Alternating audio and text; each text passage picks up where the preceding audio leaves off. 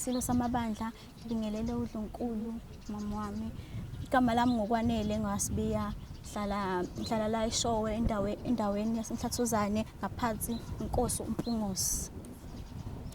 Ngithanda ukubonga kwisilo sethu ukuthi sikwazile uphinde sinike elinye ithuba lokuthi size sizohlangana nezinye intombi ukuthi sikwazi ukuyigqugquzelela ukuthi sayigcinile ngoba bese siphatheke kabi impela ukuthi ngoba besesivimbe lesifo esikhona besingesayi emhlangeni, kodwa-ke siyabonga ukuthi ukwazile uphinde usinike elinye ithuba ukuthi sibonakalise emphakathini nasendaweni ukuthi sayikhona, sayigcinile, sayiphethe kahle.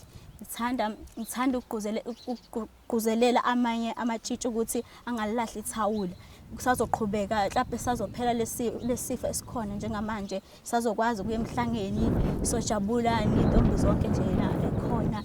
Ngiyabonga, ngithanda ukubonga kuwe mama ukuthi ukwazi ukungiphatha, ngikwazi ukuyiqhenya ngiy'gqaje ngobuntombi bami ngoba wena kuba awukho wena ngaba ngikho nje. Ngiyabonga.